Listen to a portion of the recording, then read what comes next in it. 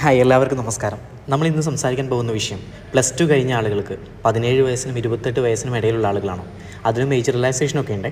അവർക്ക് പൈലറ്റ് ആവാനും അതുപോലെ തന്നെ എയർക്രാഫ്റ്റ് മെയിൻ്റനൻസ് എഞ്ചിനീയറിംഗ് കോഴ്സ് പഠിക്കാനും ഇപ്പോൾ അവസരമുണ്ട്. ഇന്ദിരാഗാന്ധി രാഷ്ട്രീയ ഉഡാൻ അക്കാദമി, ഉത്തർപ്രദേശിലുള്ള ഈ സ്ഥാപനം മിനിസ്ട്രി ഓഫ് സിവിൽ ഏവിയേഷൻ അണ്ടറിലുള്ള ഒരു സെൻട്രൽ ഗവൺമെൻറ് ഇൻസ്റ്റിറ്റ്യൂഷനാണ്. ഓട്ടോണമസ് ഇൻസ്റ്റിറ്റ്യൂഷനായ ഇവിടെ ഇപ്പോൾ അഡ്മിഷൻ്റെ സമയമാണ്. ഏകദേശം 125 സീറ്റുകളിലേക്കാണ് അഡ്മിഷൻ നടക്കുന്നത്. അതിൽ തന്നെ 2025 ഓഗസ്റ്റിൽ തുടങ്ങുന്ന കോഴ്സിലേക്കും 2026 ഫെബ്രുവരിയിൽ തുടങ്ങുന്ന കോഴ്സുകളിലേക്കും ഇപ്പോൾ നിങ്ങൾക്ക് അപ്ലൈ ചെയ്യാവുന്നതാണ്. അപ്പോൾ ആ കോഴ്സുമായി ബന്ധപ്പെട്ട കാര്യങ്ങളും അതിൻ്റെ എൻട്രൻസ് എങ്ങനെയാണെന്നും അതിനാർക്കൊക്കെ അപ്ലൈ ചെയ്യാമെന്നും അതിൻ്റെ ഫീസ് എങ്ങനെയാണ്, അതിന് അപ്ലൈ ചെയ്യേണ്ടത് എങ്ങനെയാണെന്നൊക്കെയുള്ള കാര്യങ്ങളാണ് ഈ ഒരു വീഡിയോയിൽ നമ്മൾ സംസാരിക്കുന്നത്. ഇപ്പോൾ നമ്മൾ കാണിച്ചുകൊണ്ടിരിക്കുന്നതാണ് അവരുടെ ഒഫീഷ്യൽ വെബ്സൈറ്റ്. ഇവിടെ കാണാം IGRUA എൻട്രൻസ് എന്ന് കാണും. ഈ IGRUA എൻട്രൻസ് ആണ് നേരത്തെ നമ്മൾ പറഞ്ഞ എൻട്രൻസ്. അതിന് അപ്ലൈ ചെയ്യാനുള്ള ലാസ്റ്റ് ഡേറ്റ് ഇവിടെ കൊടുത്തിട്ടുണ്ട്. അതെന്ന് പറഞ്ഞാൽ മെയ് 2-ാം തീയതിയാണ് ഇതിന് അപ്ലൈ ചെയ്യാനുള്ള അവസാന ഡേറ്റ് എന്ന് പറയുന്നത്. അപ്പോൾ എയർക്രാഫ്റ്റ് മെയിൻ്റനൻസ് എഞ്ചിനീയറിംഗ് കോഴ്സും അതുപോലെ പൈലറ്റ് ലൈസൻസ് എടുക്കാൻ അല്ലെങ്കിൽ പൈലറ്റ് ആവാൻ ആഗ്രഹിക്കുന്ന ആളുകളുണ്ടെങ്കിൽ തീർച്ചയായിട്ടും മെയ് 2-ാം തീയതിക്ക് മുമ്പ് 2025 മെയ് 2-ാം തീയതിക്ക് മുമ്പ് നിങ്ങൾ ആപ്ലിക്കേഷൻ സബ്മിറ്റ് ചെയ്യണം. അതിന് ഈ വെബ്സൈറ്റിൽ വന്നു കഴിഞ്ഞാൽ ലിങ്ക് കാണാം. ഇവിടെ നിങ്ങൾ നോക്കൂ, അവിടെ നിന്ന് അഡ്മിഷൻ ലിങ്കിലേക്ക് ക്ലിക്ക് ചെയ്യുന്ന സമയത്ത് ഇതുപോലൊരു വിൻഡോയാണ് ഓപ്പണായി വരുന്നത്. ആ വിൻഡോയിൽ ഇമ്പോർട്ടൻ്റ് ആയിട്ടുള്ള ഡേറ്റുകളും കാര്യങ്ങളൊക്കെ കൊടുത്തിട്ടുണ്ട്. മെയ് 2 നമ്മൾ നേരത്തെ പറഞ്ഞ പോലെ ലാസ്റ്റ് ഡേറ്റ് ആപ്ലിക്കേഷനിൽ.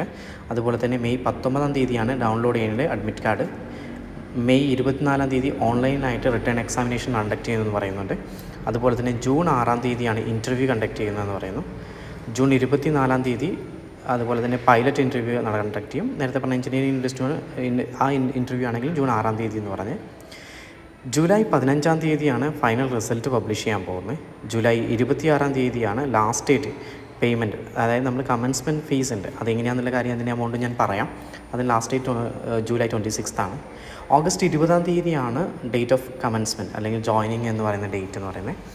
അപ്പോൾ ഞാൻ നേരത്തെ പറഞ്ഞ 2 ടേമിലേക്കുള്ള എൻട്രൻസ് എക്സാമിനേഷനാണ് ഇപ്പോൾ വരുന്നത്. അപ്പോൾ അതിനേക്ക് അപ്ലൈ ചെയ്യാൻ പറ്റുന്ന സമയമാണിപ്പോൾ. അപ്പോൾ തീർച്ചയായിട്ടും അതിന് അപ്ലൈ ചെയ്യണമെങ്കിൽ നിങ്ങളിവിടെ ന്യൂ യൂസർ എന്നതിൽ ക്ലിക്ക് ചെയ്തിട്ട് വേണം നിങ്ങൾ ആപ്ലിക്കേഷൻ സബ്മിറ്റ് ചെയ്യാൻ. അപ്പോൾ അതിന് മുമ്പായിട്ട് അതിന് എന്തൊക്കെ കാര്യങ്ങളാണ് അതിനകത്തുള്ളതെന്ന് നോക്കാം. അഡ്വർടൈസ്മെൻറ്റ് തന്നെ എടുത്ത് നോക്കാം നമുക്ക്. ഒരു വെബ്സൈറ്റിൽ വന്ന അഡ്വർടൈസ്മെൻറ്റ് ഇതാണ്. എൻട്രൻസ് 2025 ഇന്ദിരാഗാന്ധി രാഷ്ട്രീയ ഉഡാൻ അക്കാദമി, അഫിലിയേറ്റഡ് ടു അമേഠിയിലാണ്, ഉത്തർപ്രദേശിലെ അമേഠിയിലാണ് ഈ ഒരു സ്ഥാപനം ഉള്ളത്. അവിടെ തന്നെ നേരത്തെ പറഞ്ഞതുപോലെ 2025 അഡ്മിഷനാണ്. ഇപ്പോൾ ഇവിടെ കാണിച്ചുകൊണ്ടിരിക്കുന്നതാണ് എയർക്രാഫ്റ്റ് മെയിൻ്റനൻസ് എഞ്ചിനീയറിംഗുമായി ബന്ധപ്പെട്ട കാര്യങ്ങളാണ്. അതിന് 30 സീറ്റാണുള്ളത്. General category 12, SC 5, ST 2, OBC 8, EWS 3. മൊത്തം 3 വർഷത്തെ കോഴ്സാണ്. 36 മന്ത്സാണ് കോഴ്സിൻ്റെ ഡ്യൂറേഷൻ എന്ന് പറയുന്നത്.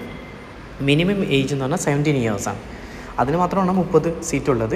പക്ഷേ ടോട്ടൽ പൈലറ്റ് ലൈസൻസിങ് അടക്കം പൈലറ്റ് ആവാനുള്ള കോഴ്സ് അടക്കം 125 സീറ്റുകൾ അവൈലബിൾ ആണ്. ഇവിടെ നോക്കൂ, നിങ്ങൾ ഇതിൻ്റെ എലിജിബിലിറ്റി എന്ന് പറയുന്നത് +2 ആണ് വരുന്നത്. +2 തന്നെ മാത്തമാറ്റിക്സും ഫിസിക്സും പഠിച്ചിരിക്കണം. മിനിമം 50% മാർക്കോടുകൂടി പാസ്സായാൽ നിങ്ങൾക്ക് എൻട്രൻസ് എക്സാമിനേഷൻ എഴുതാം. അതിൽ ഡിപ്ലോമ ഇൻ എഞ്ചിനീയറിംഗ് ആണ് റെക്കഗ്നൈസ്ഡ് സ്റ്റേറ്റ് ടെക്നിക്കൽ എഡ്യൂക്കേഷൻ ബോർഡെന്നോ വിത്ത് ഫിസിക്സ്, കെമിസ്ട്രി, മാത്സ് ഒക്കെ പഠിച്ചിട്ട് ഉള്ള ആ ഒരു ഡിപ്ലോമ, ഈവൻ പോളിടെക്നിക് ഡിപ്ലോമയൊക്കെയാണ് പറയുന്നത്. അത് പഠിച്ച ആളുകളുണ്ടെങ്കിൽ അവർക്കും അപ്ലൈ ചെയ്യാവുന്നതാണ്. അത് ജനറൽ കാറ്റഗറിയുടെ കാര്യമാണ്. SC ST കാറ്റഗറിയിലേക്ക് വരുമ്പോൾ മാർക്കിൽ ചെറിയ റിലാക്സേഷൻ ഉണ്ട്. ഒരു 5% റിലാക്സേഷൻ വരുന്നുണ്ട്.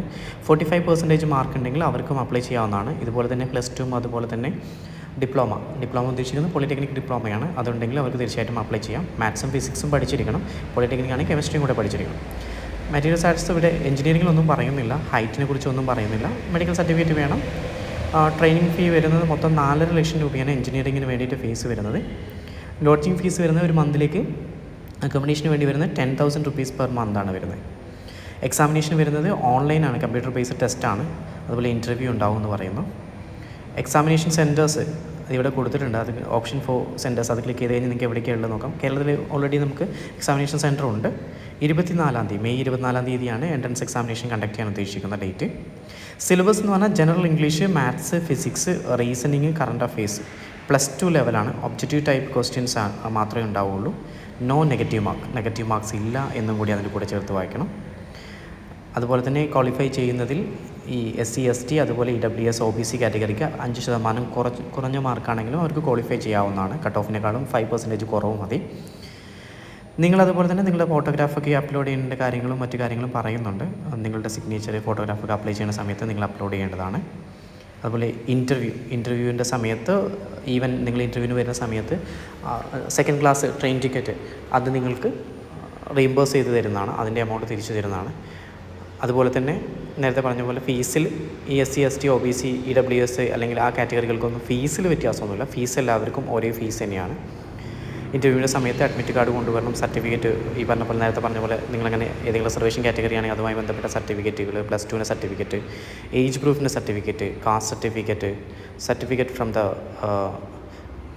അതോറിറ്റി ഫോർ OBC, ആ കാര്യങ്ങളൊക്കെ പറയുന്നുണ്ട്. ഇതെല്ലാം കൊണ്ടുവരണമെന്ന് പറയുന്നുണ്ട്.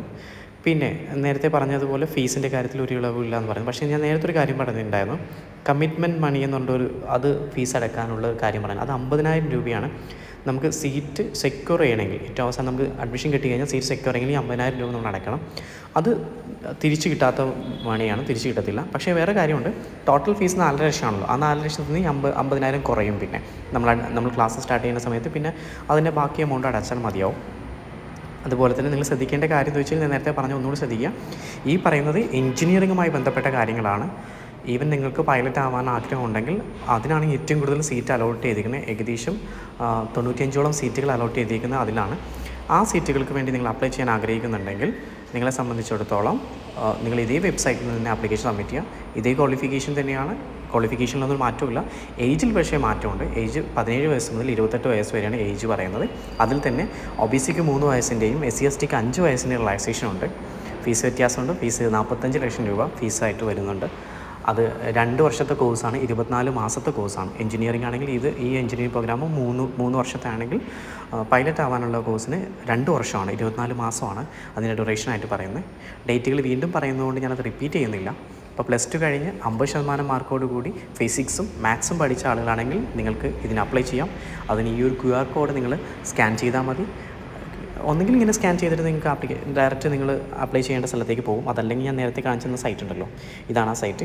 ഈ സൈറ്റ് www.cdn.digiam.com. അത് ക്ലിക്ക് ചെയ്ത് കഴിഞ്ഞാൽ ഇവിടെ കാണാൻ പറ്റും ന്യൂ യൂസർ രജിസ്ട്രേഷൻ. അത് ക്ലിക്ക് ചെയ്തിട്ടാണ് നിങ്ങൾ രജിസ്ട്രേഷൻ സ്റ്റാർട്ട് ചെയ്യേണ്ടത്. അത് ചെയ്തിട്ട് നിങ്ങൾക്ക് രജിസ്ട്രേഷൻ ചെയ്യാവുന്നതാണ്. ഇപ്പോൾ രാജ്യത്തിലെ ഏറ്റവും പരമോന്നതമായ സ്ഥാപനമാണ്. ഇപ്പോൾ IIM അതുപോലെ NITസും IITസും ഒക്കെ പോലെയുള്ള IITസും IIM കഴിഞ്ഞ് കഴിഞ്ഞാൽ ഏറ്റവും ബെസ്റ്റായിട്ടുള്ള സ്ഥാപനം എന്ന് പറയാവുന്ന സ്ഥാപനമാണ്.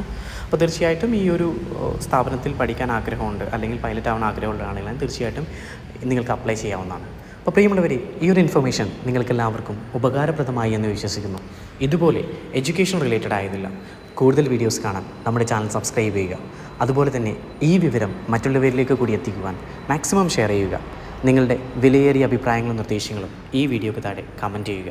അപ്പോൾ എല്ലാവർക്കും നല്ലൊരു ദിവസം ആശംസിച്ചുകൊണ്ട് ഇന്നത്തേക്ക് വിട വാങ്ങുന്നു. ഞാൻ ഹാരിഷ് പൂക്കോടൻ.